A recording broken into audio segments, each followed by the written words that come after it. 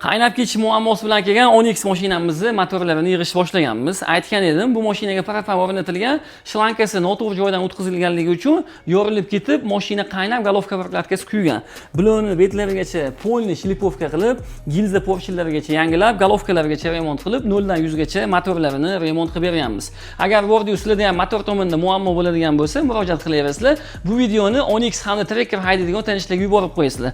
Xudo ko'rsatmasin, agar Vordio shunaqangi muammoga uchrab qolishadigan bo'lsa, motorlarini garantiyasi bilan bekim ko'z qilib bajarib beramiz.